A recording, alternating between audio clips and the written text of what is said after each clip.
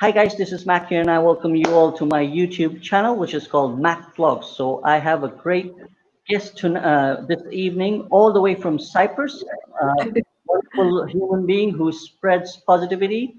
Our topic is also about planting positivity and spreading the positivity, which is my specialty as well. The guest, her name is Jenni Eden. Good evening, Jenny. How are you? Good evening. It's great to be here. It's really nice to finally get to meet you face to face, kind of. Definitely. Yeah, it was a long time we interacted in Oman, but I think it's quite some time, long time ago. But I guess the internet and all these sessions are making us bit like connected again, I would say. Yes. Yeah, totally. Yeah. Social So media has positive sides. definitely. So please go ahead and give a little bit introduction about yourself, whatever you are doing currently and what you have done past in Oman and what is it all about. And then we will begin with our session bit more live and stuff. Okay, cool. Go ahead. Well, yeah, so like you say, I am a sort of positivity coach because mainly because for a long time I was the last thing about being positive. I was a very negative person and I struggled a lot with my mental health. And so I realized that a lot of my problems were stemmed by my overthinking, overworking, over worrying.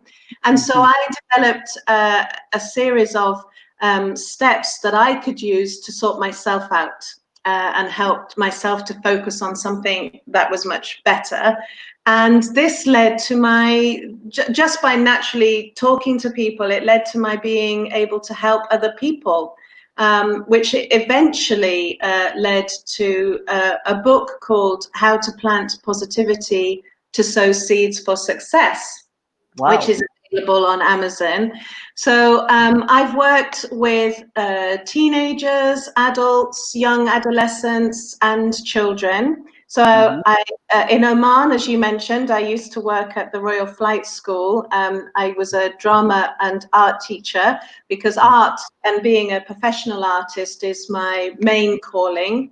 Hmm. Um, and then when I went back to the UK, I was able to get a job in a primary school. And rather than focusing on the art and drama, I focused on resilience building and helping children to overcome their feelings of anxiety, worry, stress, and fear. Because sadly, there are so many children that are now struggling with those feelings for a huge variety of reasons. And so by teaching them what's happening, what their mind is doing, and then putting them back in control and back in the driving seat of their mind, I can help them overcome those feelings and, more importantly, help them to engage more fully and be able to take more control of their emotions, and then they're able to thrive much more. So Hey, wow, that's amazing. So it means you are playing your role and your part in changing the people's mindset to become positive, basically, because as you mentioned, that you had gone through some negative feelings and negative issues in your life. So we would like to know that how and what made your mindset change from negative to positive and what that motivation was for people like me and my followers who would like to learn from you to understand how we can be positive in a negative situation. brilliant. Well, I'm a creative person, I'm an artist, and there is a big stereotype about creative people are more likely to be manic depressive or bipolar or have some kind of mental health issues. And I do think to some extent that is true. And I Mhm. think a lot of it is because we tend to be quite empathic and we tend to overthink things. But the human brain is actually designed to be more negative than it is positive, because actually by being negative, you're much more likely to stay safe. You're much less likely to take the risks that you need to do sometimes in order to break out of certain cycles. And what I Mhm. discovered back in 2006 was that we're learning so much more about the human brain all the time. And we're Hmm. learning a lot about the gut brain and the microbiome and its impact on brain health and mental health. And in the past, when I was much, much younger, when I was a teenager, my grandma did say, don't go down the medical route in terms of, like tranquilizers and antidepressants, because she felt that my personality, I would be more likely to become addicted to those kind of I supports. see. I So see. I felt that I had to kind of do something for myself, which was quite daunting. But then Hmm. in 2006, when I discovered that the brain has all these neurons that are seeking like for like. So we have positive neurons that go to seek positive neurons and multiply. We have negative neurons that seek negative neurons to multiply. And I decided at that point, because although I'd got a lot of really great things going on in my life, I was still prone to bouts of depression. And I Hmm. decided that if I actively sought to grow more positive neurons, then I could grow more positive neurons and become much more positive as a result. And the positive neurons would override the negative ones. So I set myself the challenge of trying to think of positive things, trying to look at what I was grateful for on a daily basis, always being as kind as I could to people and smiling and getting smiles back and appreciating those. So it can start with such tiny, tiny little steps. But Okay. in time, what happens is that you start to create more positive experiences, more positive emotions, more positive memories, and they start to create a more positive mindset. But it does have to be worked on, because the minute you stop, the minute then you're more likely to start going down a more negative route. So you just have to be constantly thinking of, what can I be grateful for? What am I grateful for? What is happening today that's good? Maybe it's the sunshine, maybe it's bird song, maybe it's a cup of coffee at the right time with a nice friend. It doesn't have to be huge, big things, but those little things are your stepping stones to creating a more positive mind. Yes, absolutely, absolutely. Uh, but would you, can you educate my followers and my people who are watching this session today? Would be that sometimes when you're negative, right, you feel that you need to go for a medication to become positive. Lots of people I have come across in my life, when they're negative, they feel that they need maybe something is missing in their body, maybe their hormonal level is changing, metabolism is not working in the right direction, or or you can say some minerals are missing. So that's why they feel that you can take some medication. Do you prescribe by doing that, or you feel that it's all about the mind, which that needs to be worked on more than the medication?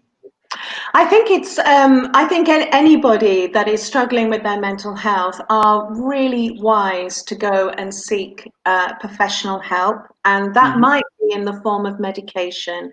Okay. Um, when I was struggling, that was 30, 40 years ago, and mental health awareness has changed so much, and people are far more aware of what it is entailed. And so you're more likely to get better help. What I do know from my own personal experience is that I can feel depressed for seemingly no apparent reason. And when there's no apparent reason, I know it's because of a chemical imbalance. So it might Hmm. be that I've eaten maybe a bit more processed food than I normally would, and the salt level is affecting me. So Hmm. what I'd say to everybody that is struggling, there is a massive impact on your gut health with your mental health. So, Okay. the more you eat cleanly, the more you have healthy, natural products. So I try as much as possible to use what I call no label food. If Okay. it's if it's food that doesn't need an ingredient list label, then it's no label food. So carrots, but um, You mean vegetables, like more? You mean like more organic foods, right? yeah, but it's not processed. So, chicken, vegetables, fruit, things that don't need a label to describe what's in there. It's just the one item. So the more that you can have yourself some like green leafy vegetables, salads, eat healthily, avoid processed foods. That is going to have an impact on your microbiome, which is in your gut, and that is going to have a massive impact on your chemical reactions in your body, which are more likely to then keep you more stabilized. I If see. you're finding that things are whirling out of control, then by all means go to a doctor, because the medication is what you might need to stabilize you. But you can do so much yourself by stabilizing the food that you're eating, and as a result, the chemical reactions in your body. So a lot of it, that whole kind of mind body health, your what you put inside you, you are what you eat. And the more you put in that's healthy and pure and clean, the more you're likely to be able to be a little bit more objective and stand back sometimes and see what's going on. I can recognize when I'm starting to get into a depressive mindset. And it's so easy when you're in a depressive mindset, you just focus on that. So you're focusing on what is making you miserable. I'm Mhm, miserable because whatever, the mhm. weather's not very good, or at the moment with COVID-19, lots of people have enormous stresses on whether they've got jobs, whether they're furloughed, whether they're going to have a job to go back to. So there is lots of stress and there is lots of things that you can worry about. But the trouble is, if you keep thinking about that, that's what's going to keep on being created in your next steps, in your next part of your life. So the more you can start going, right, I can't at the moment do anything about that, but I am going to take 5 minutes to appreciate who is in my life, who I appreciate in my life, what qualities I have that I enjoy, where am I living, and what positive can I get from where I'm living? Can I take 5 minutes to listen to one of my favorite songs? Can I take 5 minutes to go and have a walk in the fresh air? There's always something we can do that can just help to stop us from thinking and overthinking all the things that we can't do. And we do tend to be more focused on the negative things and what's not happening and what's going wrong. So it's really important. You have to physically engage yourself, engage your brain, put yourself back in the driving seat and go, my brain train is going to steer towards positive, and I'm going to think about things that are going to make me feel good. You're right. But when I was young, let me just share a little story with you, or you can say a little bit past experience of mine that when I was young, and well, I was part of ABA and IB World School. I have worked there as well. So where we used to, as a teacher, I was in the IT department, so I used to be getting those type of trainings as well, how we should be dealing with the kids and stuff. So I attended one session over there, which was related to positivity. Was one of the lecturers from US that come down to ABA and IB World School, and they were talking to teachers about the mindset and how to be positive while looking at teaching the kids in the classroom with different cultures and different nationalities. So they told me that first of all, you need to come up with different concepts, like for example, the colors. Now, I'm sure you might have heard this when you were young as well, that if you see red, what feeling would you get if if you see yellow, if you see black, white? So can you educate once again to my followers about the colors? What does the colors really, really define the moods and the mindsets? Okay, if I, Well, yeah, I will just mention the colors and you can repeat after that. What do you have to say if I say black? okay, well, you see, black has often got a very negative connotation in terms of the colors, because often black was used to wrap bodies, and it's associated with funeral and end of life and death. But Okay, actually, black is the sum of all colors. And okay. way, way, way back in certainly Eastern cultures, they Mhm. used to put people who were ill, they used to wrap them in black because they believed in the chakras of the Yeah, body. but in our sorry, but in our Muslim culture, like in our Asian, we wrap people in the white, you know, stuff. Ah, And right. okay, we Yeah. have it white. We don't do it in black or Well, anything. it's probably a similar thing, because if you were to reflect white light, for Mm. example, white light gives you all the rainbow colors, Okay. and the rainbow colors relate to the body's chakras. So it's a very similar thing, even though they're two completely different colors.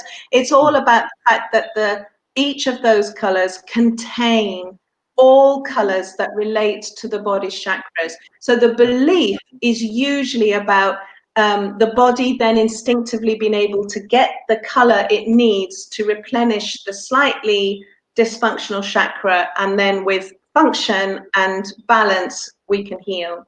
Okay. What do you get with yellow? I'm wearing yellow today, so I feel that it is related to positivity of yellow. Does it yellow Yeah, kind well, of like? yellow is the upper solar plexus, and that's often associated. That's often a very joyful, very light color. I'm Yellow is happy. like I'm happy. sunshine, isn't it? Sunshine Yes, makes everybody I'm appreciate. shining like the sun today, so that's why I wore yellow. Yeah, so basically, because Yeah, I remember somebody told me yellow really makes you happy and it's a bit more yeah, related to the sunshine and very it's nice. joyful and stuff. Yeah, So that's why I thought of okay. wearing yellow in front of the session for you, especially. The smiley faces are usually yellow, aren't they? And the Yeah, emojis, now they're changing, and they're all sorts of things, but it's usually a big yellow smiley face. So yeah, yellow. yeah, the smiley And face. red is often associated with anger, and that, it's the root chakra. It's the base chakra, so it's your base emotions. And Mhm. often we don't want to feel angry, and if we're feeling angry, we tend to either it comes as we say, like a red mist that just comes over us. It does kind of just disengage us. It's like your kind of primal instinct. So when I've worked with children, what we find is that often children have very, very little language that can describe the way they feel. And Mhm. so we talk about feelings, and we give the name of the feelings, and then we ask them to think of colors that are associated with those feelings. And we also ask them to think about, if this was an animal, what kind of animal would it be? And it just helps them to become a little bit more Aware, aware of aware. that emotion, because sometimes with children, they are frightened of their emotions, and they're frightened of strong emotions, even though those emotions are what propel us to change or do things. Because we don't like the way we're feeling, we have to then try and find another way of being. So it's like you said, the colors are great, because every single one can refer to a different part of the body, and it can refer to a different kind of feeling. I see. So, in which age group do you think the kids would definitely become more negative and we can change them to become positive because when they're growing up from the kindergarten to elementary to middle school till high school they come up with different friendships in classrooms with their classmates or their family and people where they interact and they connect with. So what happens is that they go through some negative thoughts and the positive thoughts. So which is the most important age group in in your terms for the kids? Which age group would that be? I just think the sooner the better. The Okay. more you equip children with the vocabulary and the language for them to be able to express themselves. Mm-hmm. Because if you can explain to somebody that you're feeling grouchy because you didn't get enough sleep, or you're feeling anxious because you didn't practice your spelling test, if you can use your words, Mm-hmm. then you are in control of your emotions. When Mm-hmm. we become overstressed, over anxious, over worried, over afraid, our prefrontal cortex, a part of our brain, gets disengaged, and it becomes the fight flight mechanism, the amygdala, that is in control. And therefore you're more likely to resort to actions. So you'll either fight, or you'll run away, you'll flight away from the situation. So the more you can give children vocabulary, the more you can explain what's happening, then the less frightening it is for them, and the more they can remain engaged in what it is that's going on, and the more that they can be in control. So I would say the earlier the better. We are getting across the world children as young as 4 being diagnosed with mental health problems. So it's Okay. really important that, for whatever reason, there's so much going on in life, isn't there, in terms of, and social media is great for so many things, but it can also have a huge impact on children's self-esteem, and they're seeing their friends on Snapchat all together and they're not with them, and they've not been invited to the party, and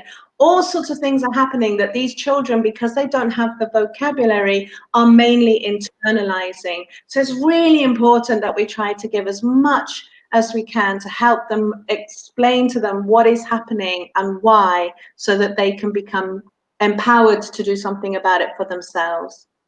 Have you ever dealt with the kids who have come from a broken family where the parents have been divorced, or where they are going through a separation issues, or their parents are not living together anymore? So the kids suffer that a lot, right? So how do you deal with those type of kids in the mental aspect, in bringing them to be positive rather than just training themselves in a negative environment of choosing negative people and just going and destroying their own lives? Have you ever dealt with kids like these? Yes, yeah, several times, and with several children and lots of different age groups, and it is a problem because it is something that happens a lot in all over the world. Okay. And unfortunately, children, they're very egocentric, so they do believe that whatever is happening is a result of them. So they either take on the blame, they take on the responsibility. So it's really important to talk to children and explain that, as grown-ups, we don't get everything right. We don't always make the right decisions. And sometimes we have to recognize that a wrong decision has been made and it needs changing. And if that means explaining that, a mum and a dad can no longer be together and get along comfortably in the same house, it's important that children realize that, they're not to blame for that, that it's grown-up decisions. But children will really struggle because it is ultimately their care providers, their primary care providers are going to be separating, and that can form in children's minds a lot of broken attachment. So it's really important that we work with children to help them understand from their own perspective, to give them a bit of understanding from their parents' perspective, but at all the time working to increase their self-esteem and to make them feel good about who they are, and to see the positives of two separate households, maybe. Mhm. That if there is arguments in the family home, for example, then if the parents are no longer in the same place, then the arguments are going to be less, and that's going to be a positive. So it's looking for the positive, even within an incredibly negative and often very painful situation. But it's Right. the more we focus on what is negative and what is painful, we're only going to be experiencing that. So it's almost Mhm. that we have to sometimes put a stop to that so that we can step aside of it and try to focus. Sometimes children feel very guilty about being happy and enjoying themselves if there's a lot of pain going on in the home. So it's important to say that all our feelings have importance and a purpose, and we do need to look into all of them. Does that? Okay. So when you were in Oman, were you having any Asian friends, like from Asian countries like India, Pakistan, Bangladesh? Have you any friends like those? Yeah, so I had, well, from all over really, because a bit like yourself, you do like to, connect with people. And I didn't want to, as a British person living in a Middle Eastern country, I didn't want to just be with other British people. There's no problem with them, they're great. But Mhm. I really wanted to embrace the fact that I was in an environment that had so much rich diversity and rich culture. So yeah, in fact, one of my ex-pupils has grown up, and he was having his first art exhibition in Pakistan, and he said he wished I could go to the opening because he was so pleased with himself, that because I taught him art when he was a little boy, Well, and he's grown on. you're most welcome. to Pakistan. It's a beautiful country, beautiful place, beautiful people. Everyone is so loving. You will definitely enjoy the hospitality of our country. So we would definitely welcome you with our open arms. So That'll whenever be you come down to Pakistan, I'm sure you will enjoy the people, the food, the shoppings and stuff. It's really amazing in Pakistan. So I would definitely look forward to have you in Pakistan and be great host, other I'm than sure being you'll be a great host. being a host on the session and being a host in my home and in my country, where we are going to be serving you the best of the best, inshallah. That sounds fantastic. I'm sure when everything starts opening up again, and we can Definitely, start traveling, it will be great. definitely. Then everybody can start connecting basically because we need to learn the positivity, as you mentioned, from the people like you who are doing a great job for the environment, for the people, and in different countries where you feel that you can definitely bring a positive change. And that's really so nice of you. And let's me wrap up this session by saying a big thank you for coming down in your busy schedule and being a great guest of mine for today to share your knowledge, your experience about positivity, which we all need to be positive. And I'm sure I am a positive person, and I know you are a much, much, much more positive person because we are working in that part. So thank you so much, Jenny, for being in my show today. So Oh, it's been a great pleasure. before we wrap up, would you like to say a few words for my channel, if so that I can attract more wonderful people? Yeah, well, I just think it's a wonderful thing you're doing to try and connect people and to connect people's minds and have people with open minds come and just learn so much more. So I think it's brilliant, that what you're doing.